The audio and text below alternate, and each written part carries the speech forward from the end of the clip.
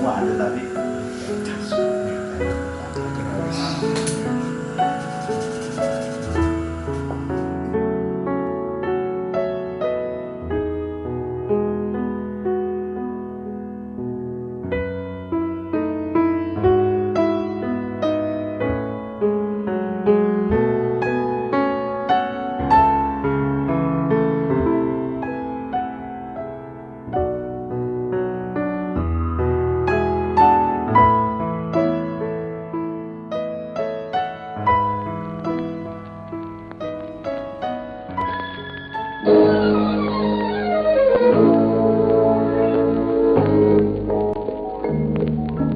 laguku ini ingin ku persembahkan pada paduka yang agung serta mulia.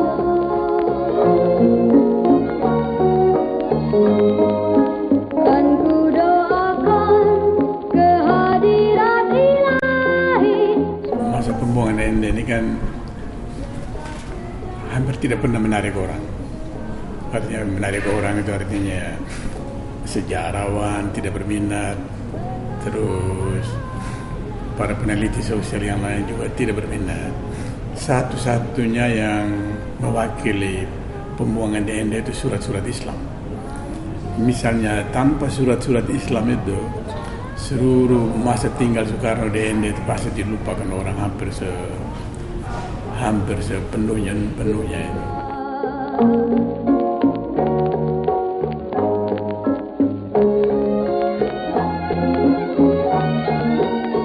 Pembuangan di Ende itu berlangsung dari tahun 34 sampai 38 ya. Dan itu sebetulnya sebahagian dari 10 tahun Soekarno dalam isolasi politik. Jadi dia baru lepas dari isolasi politik tahun 42 kira-kira. Jadi dari 33 sampai 42 10 tahun. Dan Ende merupakan fase pertama dari isolasi politik itu.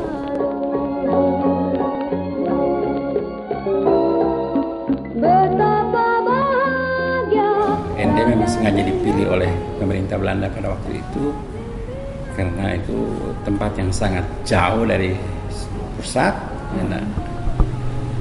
terus sangat terpencil, dan diperkirakan bahwa Soekarno di sana tidak bisa melakukan kegiatan politik apapun. Ya. Akan tetapi yang kita tidak duga adalah bahwa justru di tempat yang sangat sulit ini, di mana dia sebetulnya diisolasikan dari semua hubungan-hubungan politik dan kontak-kontak intelektual dia, muncul pada diri Soekarno itu semacam perjuangan intelektual sendiri yang cukup intens selama masa 4 tahun itu, ya, yang tidak banyak diungkapkan sampai sekarang di dalam sejarah politik.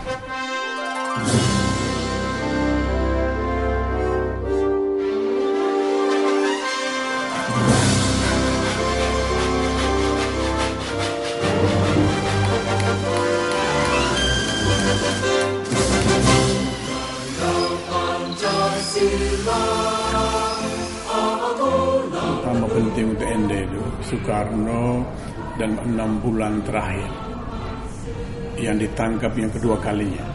Dan Soekarno kan sudah masuk penjara itu tahun 31, tapi keluar, jadi masa penjaranya itu nggak penuh, hanya 2,5 tahun. Itu dibebaskan oleh Gubernur Jenderal di Batavia, Jakarta ini, Gubernur Jenderal De Vreef namanya itu. Nah, dia bebaskan, tapi dengan syarat tidak boleh berpidato, menghasut massa gitu, tidak boleh punya kegiatan politik. Tetapi ya, yang namanya Soekarno ini kan hampir nggak mungkin karena melarang Soekarno berpidato itu kan sama dengan melarang ayam berkokok gitu.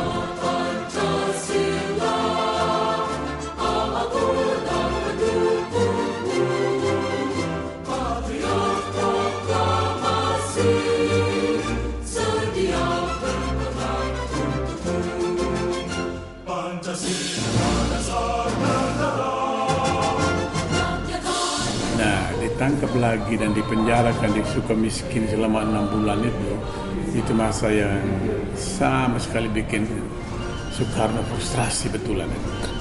mungkin lebih baik dia tinggal di penjara 2,5 tahun yang pertama dibandingkan dengan 6 bulan yang terakhir itu.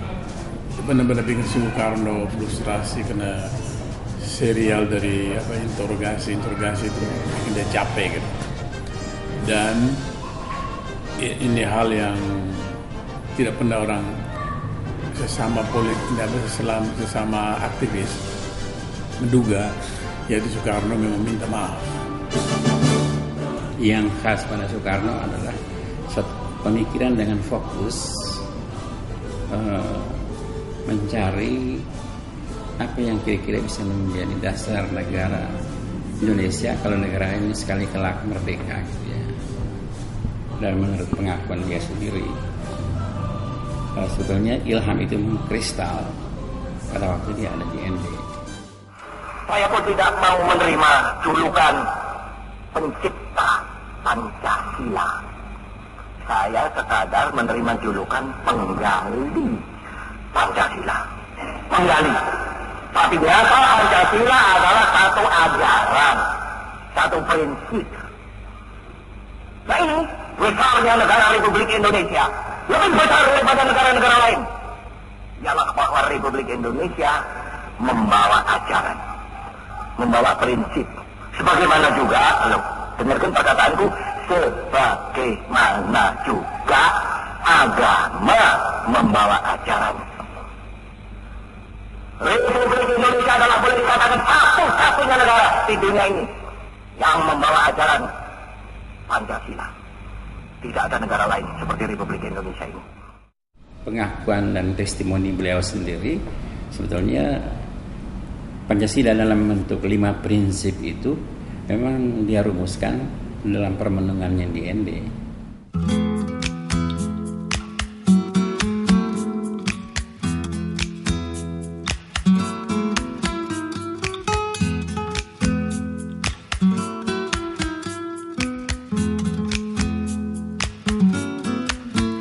Sanua kota ND penumpuka juonga merah mata bara ate kuat soderakan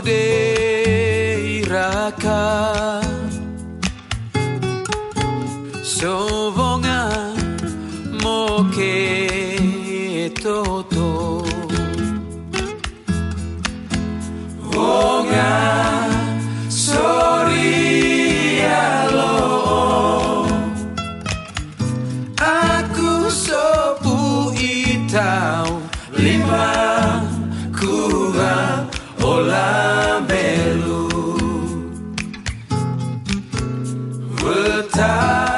Di ND mulai karena kota itu sepi, kota itu bukan kota besar, dan karena itu Soekarno mulai perlahan-lahan ini.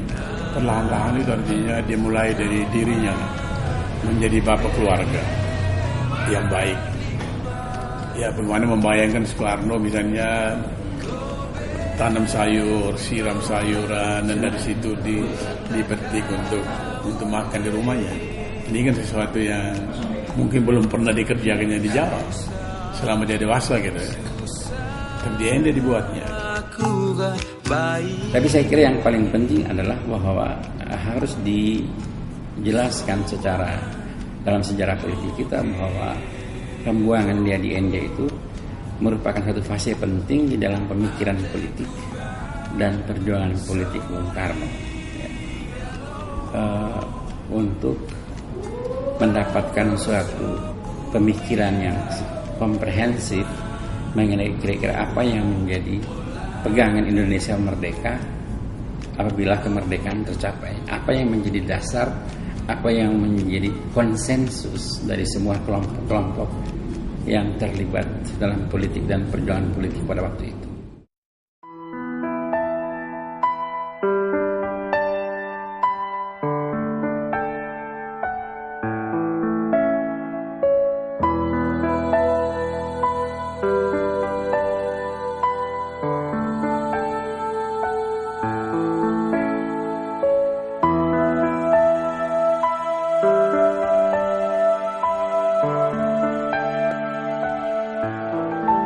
Kenapa Hanafi? Karena Hanafi pernah bikin gambar-gambar Bung Karno di kanvasnya. Yang pertama untuk pameran di Kompas waktu itu, satu seri itu, menurut saya bagus sekali. Lalu dia membuat satu lukisan yang dipamerkan di Gramedia, menurut saya itu masterpiece ya. Jadi Bung Karno dari belakangnya aja itu udah Bung Karno gitu.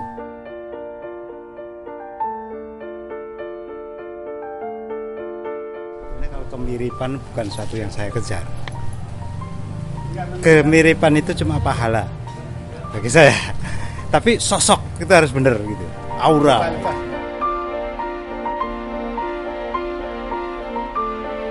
Yang saya ngerasa saya punya kesamaan grafis ya, punya kesamaan kayak nilai estetik gitu loh. Dari Mas Hanafi menurut saya hampir kelihatan kayak semua garisnya hampir kayak arsitektural gitu.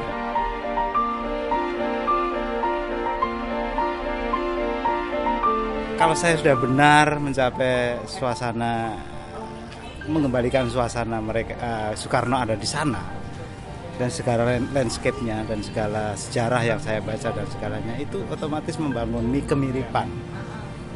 Itu bukan teknis, tidak cukup kalau cuma teknis. Mungkin yang baru adalah bagaimana kita sepakat sama-sama memberi satu kolam panjang di mana kolamnya itu benar-benar air yang tenang sehingga refleksi dari patung itu ada di situ dan tidak usah pakai lighting lagi kalau malam, sehingga patungnya yang dikasih lampu sehingga itu jadi refleksi sehingga kita bisa kasih kayak saya bahasanya kayak perenungan bahwa memang ini patung seperti refleksi seperti dulu Pak Soekarno juga selalu merenung kembali bahwa kalau kita di situ juga kita seolah-olah juga kayak diajak merenung kembali sama dengan Soekarno.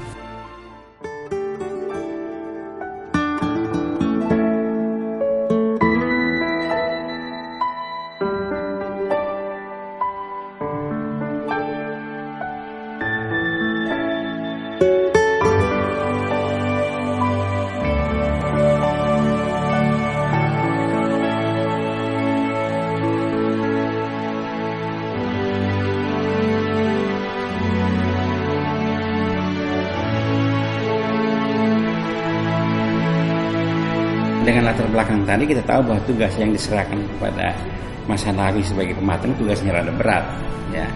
Artinya diharapkan patung ini kan bisa mereproduksi sekurang-kurangnya background yang tadi kita uraikan ya, dan dalam diri Soekarno yang dipatungkan ini ya, dan juga melukiskan seluruh perjuangan Soekarno dan itu dalam karakter yang diperlihatkan oleh patung itu.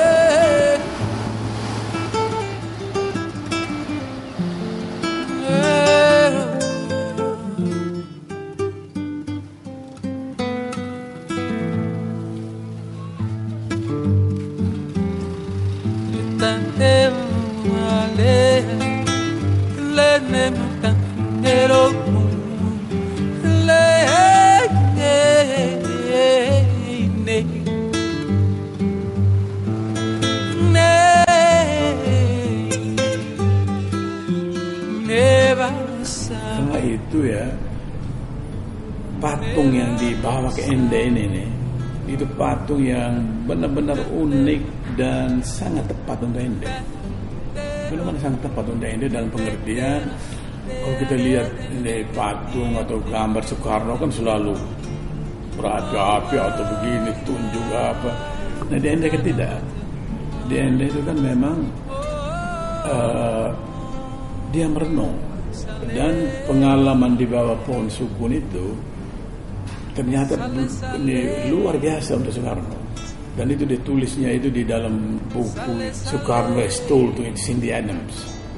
Oh, di sana dia mengungkapkan pengalaman di situ itu. Benar-benar suasana magis kalau kita baca dari pernyataan dia itu. Benar-benar menghanyutkan dia, seolah-olah dia dibawa untuk bersatu kembali dengan Brahma, Siwa dan Buddha dan seterusnya, semua ini dewa-dewa Hindu yang ada semua disebutnya itu. Dan dalam kesatuan itulah dia menemukan atau apa yang kemudian disebut sebagai Pancasila. Sale florece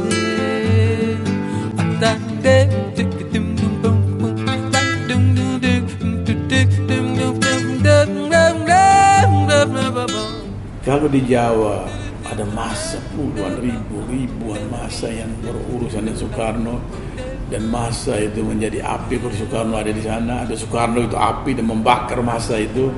Di Ende kan nggak ada masa yang sadar politik, kan nggak ada masa ini mengerti kolonialisme pun mungkin belum jauh atau baru sedikit sekali orang.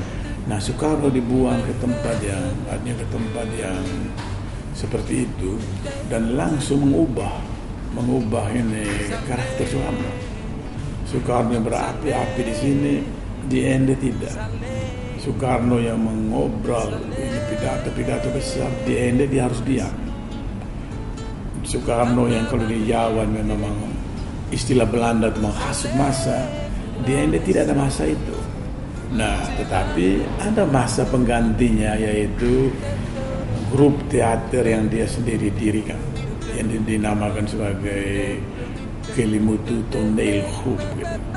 Dan semua yang dia kerjakan dalam dramanya itu, drama ini pun urusannya itu bagaimana memperoleh kemerdekaan.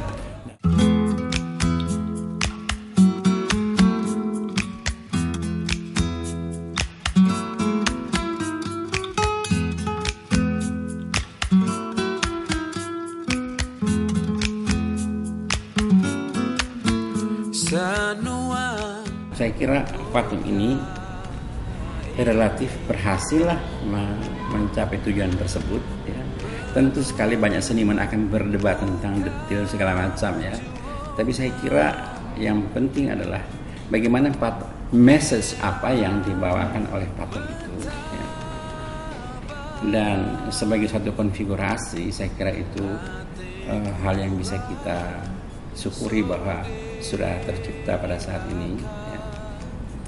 Karena dalam bayangan saya sebagai orang yang tidak begitu mengerti patung ya, misalnya kita menulis tanda tangan kan tidak pernah dua tanda tangan itu sama persis ya, tapi kan ada satu konfigurasi yang membuat orang kenal, oh ini tanda tangannya si Anu ya kan. Kalau dilihat detailnya sih beda-beda juga gitu kan. Jadi saya bayangkan patung itu seperti itu. Saya rasa semua itu bisa terbaca lah di dalam patung itu, sehingga saya merasa sangat berterima kasih lah kepada Mas Hanafi dan timnya yang sudah berhasil menciptakan patung itu seperti yang kita inginkan. Dan patung itu saya kira sekarang akan menjadi sebuah ikon untuk kota Ende ya. Ya saya kira selayaknya lah disebut sebagai tempat kelahiran Pancasila.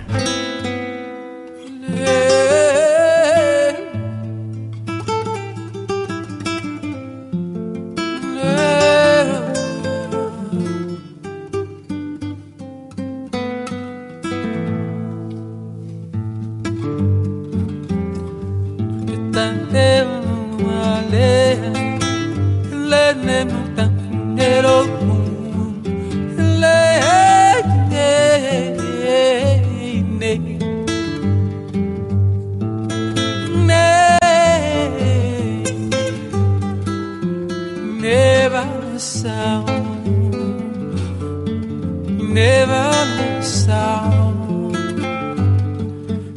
that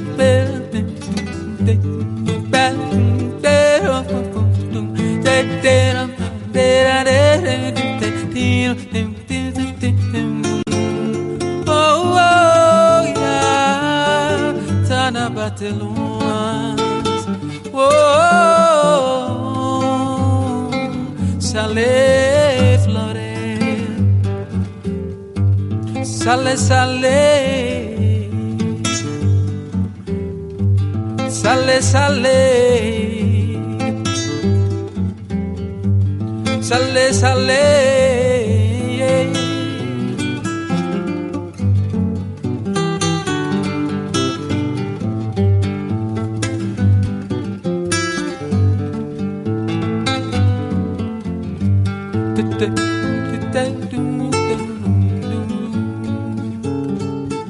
Sale tanagyo, sale